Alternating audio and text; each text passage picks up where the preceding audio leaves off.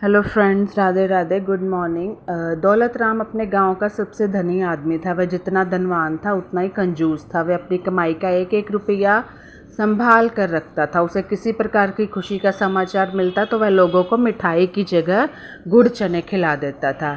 इसलिए तो उसकी कंजूसी के चर्चे सारे नगर में थे। उसके लिए सब कंजूस मक्खी चूस वाली कहावत कहते थे। एक बार वह व्यापार के काम से दूसरे शहर गया हुआ था। ये कहानी है कंजूस मक्खी चूस की। गांव के कुछ लोगों ने फागुन की मस्ती में उसकी कंजूसी का मजाक बनाने की योजना बनाई। उन्होंने सोचा उसका कुछ रुपया खर्च करवाया जाए कि कंजूस है तो चलो कोई इसके साथ मजाक सा करते हैं। तो गांव का जो एक समझदार युवक अपने साथियों के साथ सेठ जी की हवेली पहुंच गया। सेठानी थोड़ा अच्छा व्यवहार एवं थोड़ा बहुत खर्च करने वाली महिलाएं थी, जो कि महिला होती हैं, सारी महिलाएं होती हैं। तो क्या होता है कि उसने क्या किया, समझदार व्यक्ति ने देखते ही सेठानी ने सबकी अच्छी आवभगत करने के साथ साथ जलपान की बढ़िया व्यवस्था भी की। बातचीत का सिलसिला चला तो सेठानी ने पूछा, आज आप इस गरीब की हवेली में कैसे पधारे? मतलब ऐसे ही बात करी जाती है। तो गरीब की हवेली, सेठानी जी की ये बात कुछ हजम नहीं हुई। गरीब की तो झोंपड़ी होती है, आप तो हवेली वाले हो, हवेली वाले तो अमीर होते हैं। ये उस समझदार व्यक्ति जो है वो सेठानी के घर आके उसको बोलता है। तो उसके बाद क्या होता है कि उस युवक ने सेठानी को चने के झाड़ पर चढ़ाते हुए कहा, यानी कि प्रशंसा कर दी।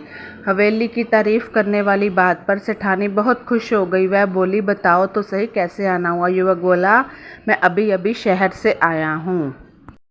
वहाँ सेठ जी एक बड़ी सी कार में बैठे हुए थे। उन्होंने कहा कि इस बार उनको व्यापार में दोगुना लाभ होगा।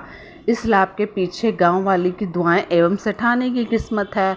मतलब ऐसे उसने बोला कि मुझे सेठ जी ने एक तरह भेजा है, तो इसलिए सेठानी जी को घुमाने के लिए ये लाखों की कार भी खरीदी है। क्या सच में ऐसा ही कहा है उन्होंने? यह तो मुझे रात दिन कोसते रहते हैं। सेठानी ने उस युवक से कहा, क्या सच में मतलब सेठ जी ने तुम्हें इस तरह ये सब संदेशा लेके मुझे पास भेजा है? सेठानी ने हंसते हुए कहा। फिर उस युवक ने कहा, सेठानी जी उन्होंने आपको एक संदेश भी भिजवाया है। कैसा संदेश भैया जी? सेठानी ने पूछा। यही कि सारे, अब आगे सुनोगे तो आपको भी हंसी आएगी, यही कि सारे गरीबों के लिए दान पुण्य भी कर देना, युवक ने कहा। सेठानी को यह सुनकर बड़ा आश्चर्य हुआ। वह मन ही मन बड़बड़ाई, इतना बड़ा कंजूस आदमी जो चमड़ी जाए पर दमड़ी ना जाए, है ना? तो वो मतलब सारे गरीबों के लिए दान पुण्य की बात कर रहा है, तो सोच रखता हो वह सेठ भला उधार कैसे हो गया? चलो अच्छा हुआ अपनी आदत बदल ली उन्होंने, सेठानी ने युवक से कहा। सेठानी ने कहा, मैं अकेली इतना बड़ा काम कैसे कर सकती हूँ? तो युवक ने कहा, आप चिंता ना करें, हम सब मिलकर संभाल लेंगे, आप तो बस अपनी तरफ से हाँ कर दीजिए, एक अन्य युवक ने कहा। सेठानी जी ने तुरंत अपनी स्वीकृति दे दी। सेठानी ने अपनी मुनीम को बुलवाया और रुपए की व्यवस्था करवा दी। वो तो उतना ही कर सकती थी। तो जब व्यवस्था करवा दी, फिर सेठानी ने गांव भर में युवकों की मदद से मिठाई बांटने का काम शुरू कर दिया। और इतना ही नहीं, सेठानी ने गरीबों को अनाज कपड़े भी बांटे। सारे गांव में मतलब सब कुछ बांटने लगी। तो सारे गांव में सेठ को काफ़ी तारीफ हुई सेठ की, और सब आश्चर्य भी कर रहे थे। जो सुनता उसे एक पल के लिए उस कंजूस सेठ पर यकीन भी नहीं हो रहा था कि इतना कंजूस सेठ आज इतना दान पुण्य कैसे कर रहा है। लेकिन ये तो गांव वालों की चाल थी। पूरा दिन सेठानी दान पुण्य में लगी रही। उसी समय सेठ दौलत राम जी आ गए। उनके आते ही लोगों ने सेठ जी की शान में जय जयकार के नारे लगाने शुरू कर दिए। अब उसको तो नहीं पता कि उसके पीछे से क्या हो रहा है। तो जो सेठ दौलत राम था, उसकी हवेली के सामने बहुत भीड़ जमा हुई थी। तो उसको जय जयकार का कारण समझ नहीं आ रहा था, लेकिन वह मन ही मन समझ गया था कि हो ना हो दाल में कुछ काला है। अब इतनी तो समझ आ ही जाती है।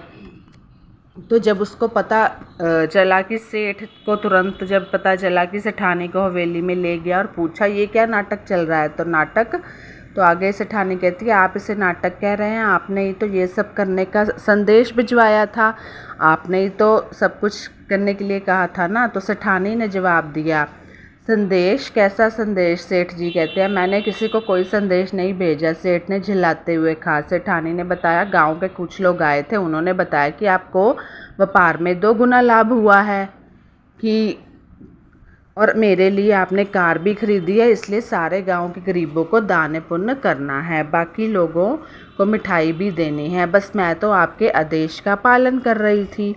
ये सब सेठानी सेठ को कह रही थी। तो सेठ भी अब अचंभे में पड़ गया। कंजूस सेठ का सिर चकराने लगा। वह अपने आप को संभालते हुए बोला, पागल औरत, गांव के युवकों ने हमको मूर्ख बनाया है। आज 1 अप्रैल है, 1 अप्रैल में कुछ समझी नहीं। आगे से सेठानी बोलती है, 1 अप्रैल? मैं कुछ समझी नहीं। तो सेठानी ने पूछा, हाँ हाँ, आज 1 अप्रैल है, जिसे मूर्ख दिवस या अप्रैल फूल भी कहते हैं। सेठ दौलत राम ने माथा पकड़ते हुए कहा। गांव के युवकों की मंडली हवेली के बाहर खड़ी हंस रही थी। तो बन गई ना सेठ और सेठानी अप्रैल फूल। तो कैसी लगी मेरी स्टोरी, ये आपको कमेंट करके सब्सक्राइब करके फिर मुझे बताइएगा। नेक्स्ट स्टोरी मैं आपको शायद शाम को अपलोड करूँगी। Bye bye, take care.